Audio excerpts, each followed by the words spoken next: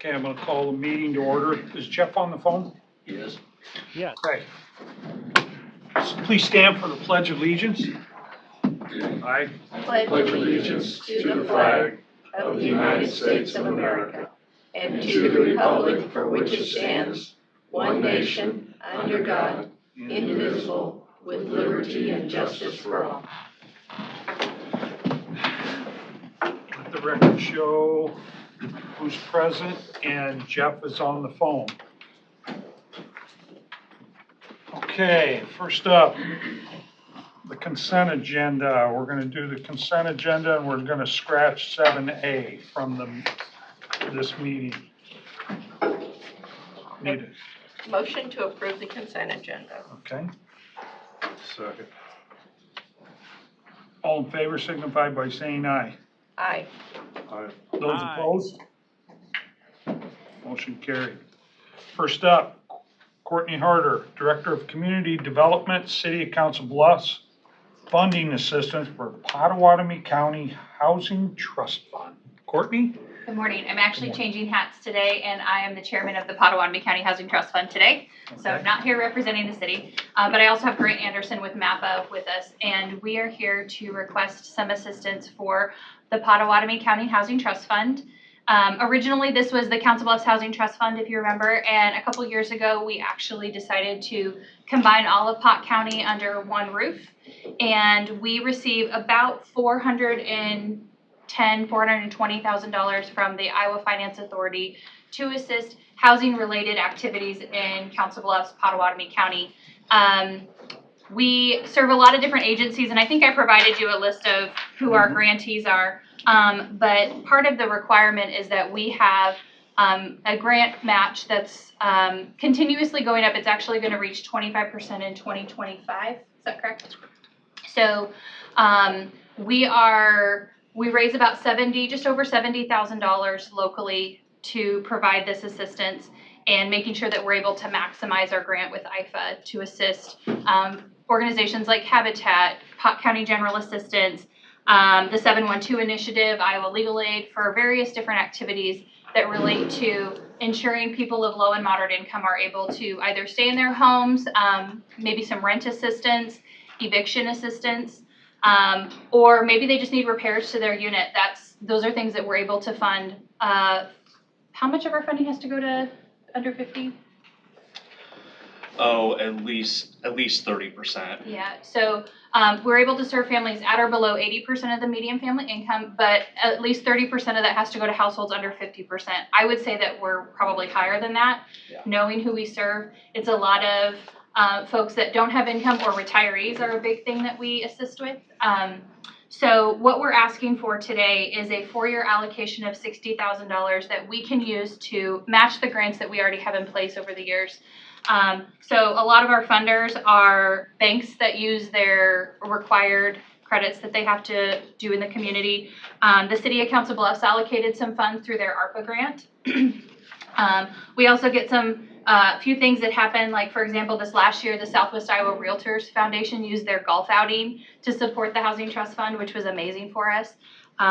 So Dodge Cares is another one that's been a huge supporter of our organization. But with that continuous rise in the match requirement, so next year we go to 23%, and like I said, in 2025 we go to 25%, where we're getting to the point that we're struggling to meet those without some assistance from the county at this point. A few years ago, you assisted us when we joined the county, and Council Bluffs as to one organization.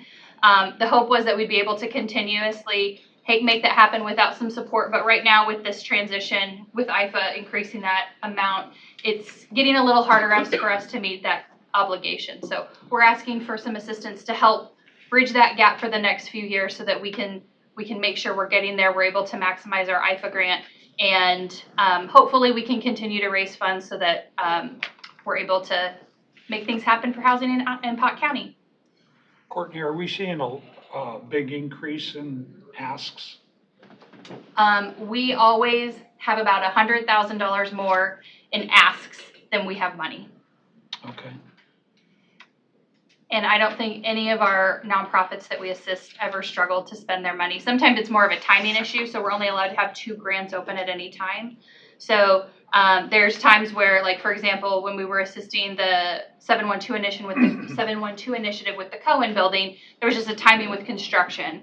But for the most part, no, we're maximizing every penny that we have and granting it out. Okay. You got anything to add, Grant? Oh, I think one thing I might add is the amount of assistance that IFA is willing to allocate to the trust funds has been increasing in the last several years. So I think in the last 3 years, there's been $100,000 increase gradually. But as Courtney said, with that, the match requirement increases. So for 2024, it'll be 23%, 2025, 25%. So it's more of a burden to find funds and to bridge that gap. It's one of those things where there is need for the funds and IFA is willing to contribute more over time. But again, it creates a struggle for trust funds, I think, across the state to fundraise and find those other sort of unique sources of assistance that can bridge the gap and make the whole program whole without leaving any IFA money left on the table. Okay. Questions? Yeah, so Courtney, you're looking for 15,000 a year for 4 years? On average, so we actually only need for our 2024 grant application that we'll submit, we only have a gap about $6,200, just over that. So what we're hoping for is, yes, $15,000 per year, but perhaps when it gets closer, when that 25% goes up, as we're trying to fill that gap, this year we don't need as much, so it averages out to 15,000, but yes, as a whole, we may change that a little bit by year, until we get to that 60,000. Did I explain that well? Probably not. Well, we did a little research on that, and we were giving 15,000. Correct. Who was running the trust fund before you stepped in? Well, Lacey Sampson, but it might have been Gloria Roosh who came and asked for assistance. So do we have any rural representation on that? On the trust fund itself, yes. So Byron Mankey is on our trust fund. We have Chuck Barden, attorney out of Harlan. I'm not sure where he's at. So we also have who's the other? That's okay. Honestly. Okay. As long as we have rural Yes, we do have representation on that. have folks from the trust fund that are out in rural area. Okay. So are you able to provide any information on the dollars that were spent or will be spent outside of Council Bluffs and our smaller towns? Do you know the number? Not right offhand, but we can produce that. Okay. I mean, we track it all by household. So it wouldn't take a lot of work, but yeah, I mean, that's something we could provide information on. I would say that we're still building the list of folks that need assistance, but some of the big projects that we funded, we did help the Neola Betterment with their housing project out there. We're doing some replacement at their facility. The Peace Haven home. Thank you. Peace Haven. We also helped a Carson, 2 units in Carson that are affordable in the downtown area. Okay, good. Yeah. So yeah, we have several projects. Also, Habitat has gone out into the county. Connections Area on Aging has done some assistance out there as well. So we are making sure that we're hitting the county as part of our coverage area. Are the majority of the funds spent on grants? We grant everything. Okay, Except for administration. Sorry, 10% administration. is everybody should say everybody, are small towns aware of the grant process? Yeah. Okay. So every year, our MAPPA team sends out our requests to all of the clerks that we have granting available. They also utilize our list of betterments, the folks that have been interested. We also tap into our board to say, hey, I think so-and-so might be interested, or I can reach out to this organization that might have some interest. So we're doing everything we can to make sure that we're letting the rural area know about the availability. Okay. Questions? No, Tim's hitting all mine. That's okay. I'll, Scott, anything? I'll make that motion to provide $15,000 a year to the Potawatomi County Housing Trust. $15,000 for 4 years, coming out of the gaming revenue. That's where it previously came out. I'll second. Okay. Did you find that? Yeah, it was coming. Yep. Okay. All right. Motion to approve by Supervisor Whitman, seconded by Miller. All in favor signify by saying aye. Aye. Aye. Okay?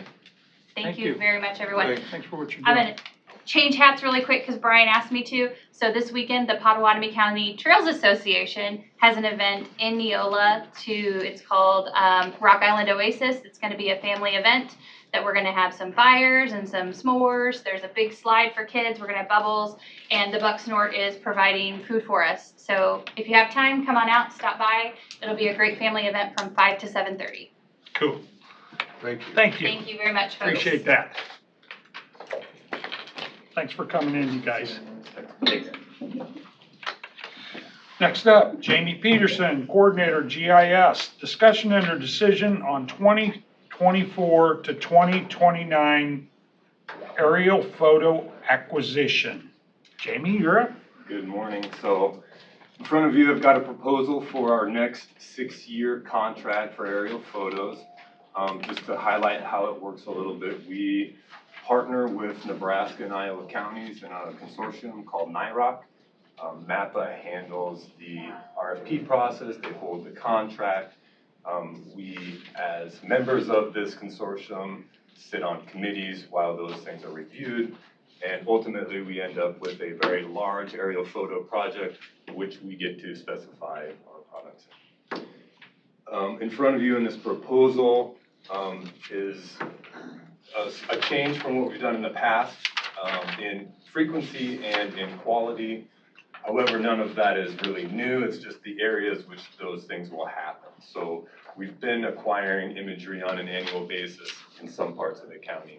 We've been acquiring 3-inch imagery in some parts of the county.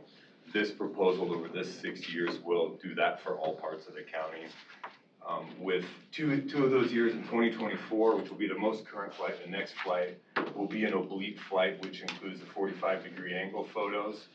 And compared to the original proposal, this proposal only has 2 of those. The original had 3 of those. So this is scaled back in the amount of oblique photos that we're getting to only 2 years of that.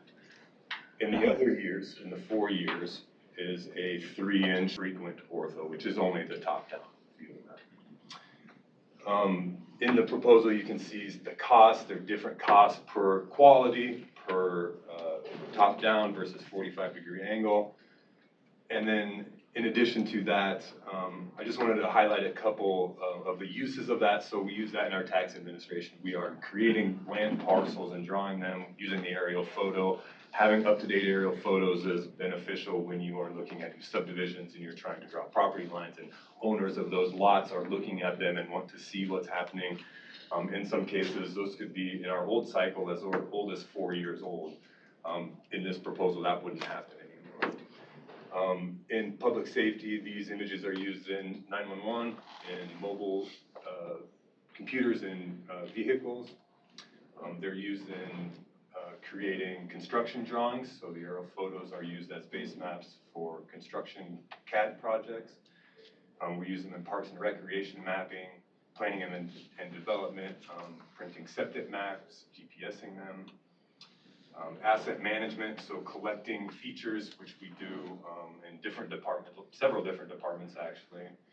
We use them for mapping in our own internal department for GIS, and they're also available for city and community usage, so we share these images with any of our communities that use asset management software in their own city clerk's office. We also share the image to ESRI, who is the large provider of GIS software, which makes it available to actually any client with internet access. Some statistics, we have 48 GIS users in our ArcGIS online environment. We have to date, from January to date, 14,000 website users on our GIS site. And we have 40 users in our Connect Explorer environment who did 8,000 logins in 2022.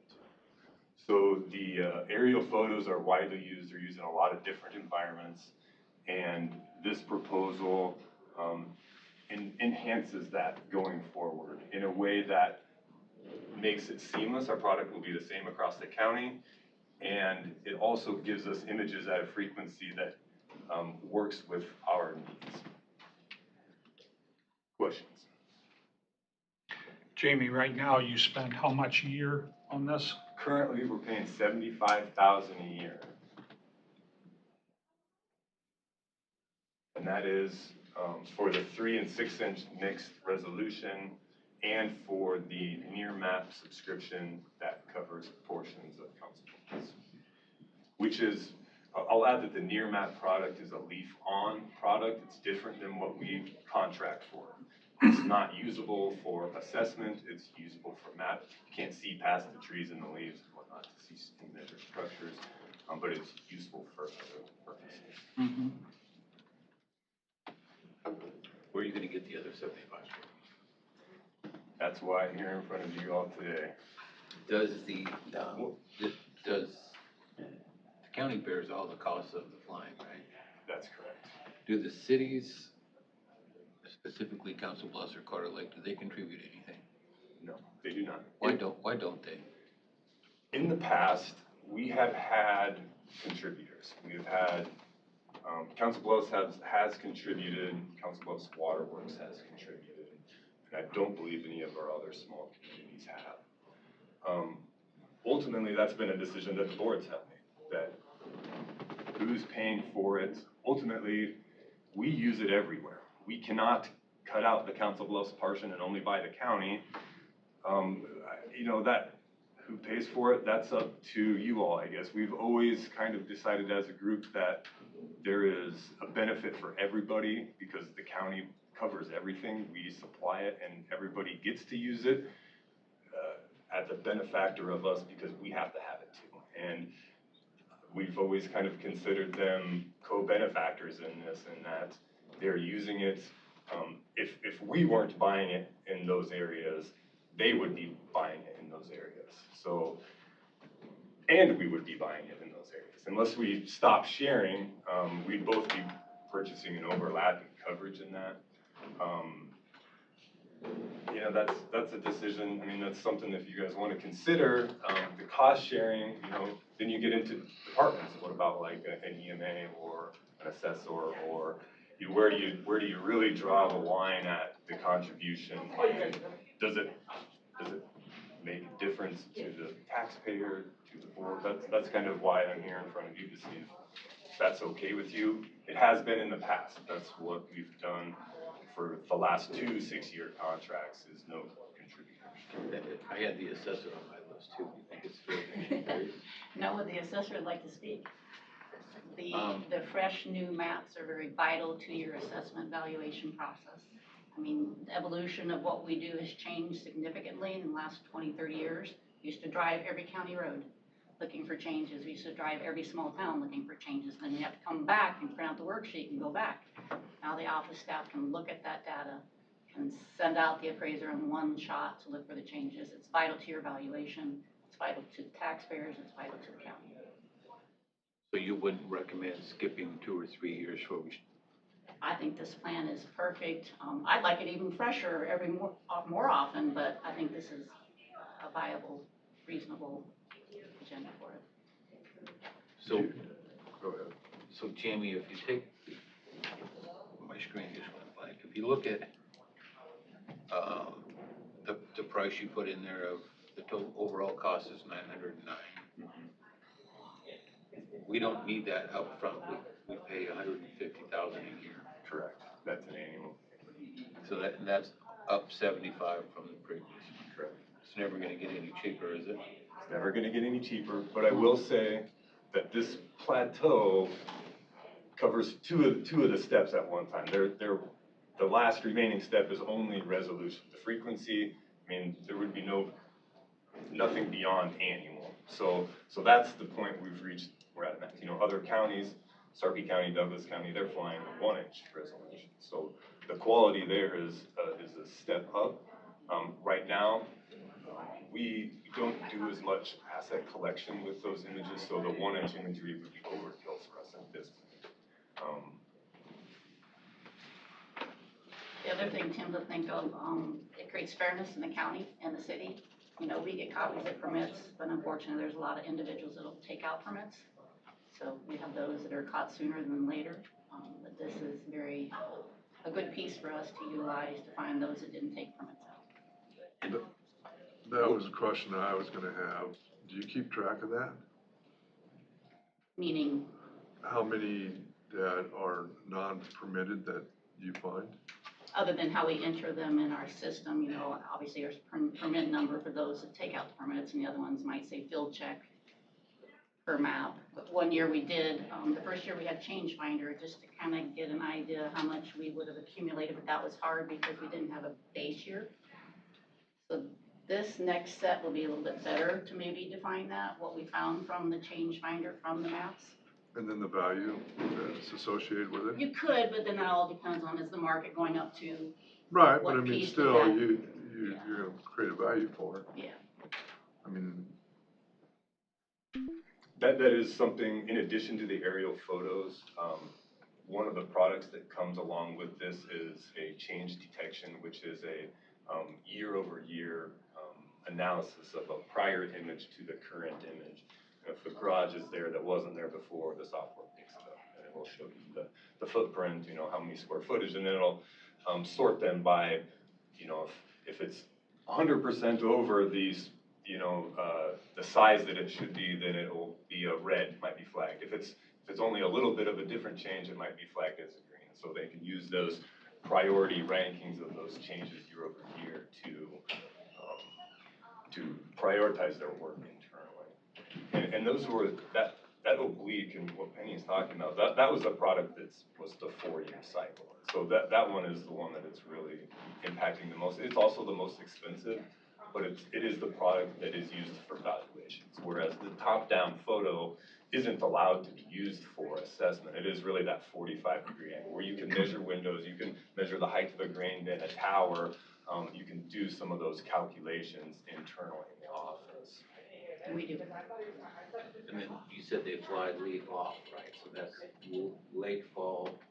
They actually fly early spring, so as soon as the snow drifts are gone and before the leaves are on. So March, April are their primary. Is this time sensitive, so it needs to be? It's time sensitive in the fact that NAPA needs to create their contract, and they have a process and they have scheduled meetings and a board, and they will eventually end up with an MOU that we will sign as a board as well. So there is a schedule. You don't have to make a decision on this today. We can put this off another week if you want to kick it around and think about it, talk with me more. We do need to do something with it. We need to take action. We need to have a contract in place, whether it's this proposal or something else, so that we do get a flight in 2024. And I guess I would just want to respect NAPA's timeline in that sense. But as far as today, I would like a decision today, but we don't have to have a decision today. What's your recommendation, Jamie? This proposal is my recommendation. And like Penny said, we could have done one more flight in this and everybody would have been really happy with that. I think though that the 4-year to a 3-year is a good step for us. It's a good compromise for our user group between you and the board and the cost and everything to see if that works for us.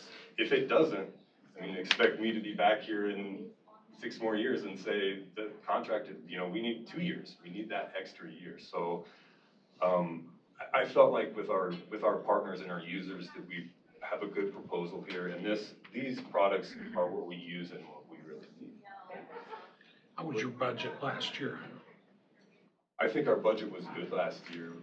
As far as Did you have left over at the end? we did, but we also had an employee that left halfway through the year, so I don't know how to really factor that in. I don't Okay. know that we had a lot of extra. We also had our office, which was kind of completed after that July time. So our budgeting was a little, I don't know that we wouldn't have 75,000 extra to cover this. No. Okay, so if we decide to do this, maybe that'll be on your, list of things to remember when budget time comes? Yep. What do you do All right. funds So- this fiscal year to next fiscal So year? the funds would be for next fiscal year. So yeah, in November, December, when we're doing budget study session. And it'd start next July, year. yeah, our July 15th is our payment date. There has been in the past, so that would be 2024. So last week at the State of the County address, the Advanced Southwest Iowa ladies had lots of questions for you. Yeah. Does this address all of those questions? It does, and that was regarding the rural part of the county, and then that is, you see the difference if you use them every day, like they do, when you look at them. The frequency being annual will be a big difference there. Things that aren't seen will be seen, and the quality as well. I mean, there really is a pretty big difference between those two, and that met exactly what the question was asked. Okay. And then the list of users that you keep track of, are there any of those that could be potential funders? Most of these are internal users. There are, with the exception of a few for accounts that do troubleshooting or maintenance or work with us, the majority of these are county users, EMA assessment, or assessor's office, so pseudo county. Do the banks use them at all? No, they do not. So there is they could indirectly use them through us. The aerial photos don't actually require a user account to use. They require a user account if you want to measure. So the specialty of these oblique images is the ability to measure heights and areas. And you can go to Menards and use the same thing and get dimensions for how many shingles you need. You can measure inches, you can measure all that kind of stuff. And so that's where they start to lock down the licensing. A bank would probably need to buy their own if they wanted to do it for, their own reasons, or they could work through our office and use them. But we don't have any, I would say, private accounts. That measurement piece usually isn't something that the average person is using. Okay, thanks, Jamie. Yep. Anything, Scott? No. I, If we gotta make a decision on what difference it makes, we make it this week or next week. What? really, it's It just, would be more, if you wanted more opportunity to discuss it with me, or ask any more questions, I'm willing to hear those for a week if you want to take the time. I'm in favor of it myself. I've been down to talk to you several times about it. The packet of information you provided a couple of weeks ago with the examples was really beneficial. Mhm. Next thing I wanna know is funding. Where do we get that? Well, We'll figure it out. We don't have any money. If you think about it, even if we ask the city to participate, they would be taxing their city residents for that. And we're doing the same thing, so I don't know if that's really fair either. No. However, if the assessor would be willing to throw in about 25,000, that'd be nice. It's out of the same pocket. I'll move that for you. Okay. My I'll- pocket. Jeff? I'll second it. Okay. Jeff, have you got anything to add? Well, I've talked about this issue before. I'm for it. I think it'd be a good technical advance for the county. So yeah, I'm all for it. Okay. So I got a motion by Supervisor Wickman, a second by Bell, to proceed. Becky, will you do a roll call? Sure. Chairman Shea, Aye. Supervisor Miller, Aye. Belt, Aye. Wickman, Absolutely. and Jorgensen. Yes. There you go, Jamie. Thank you very much, appreciate it. It'll be worth it. And it's 10:30. We're right on 10:30. We got to pause this meeting and open a CNR levy district meeting with Harrison County. Do you want to stop this and then? Speak a little louder, Melvin. I set this up last Friday.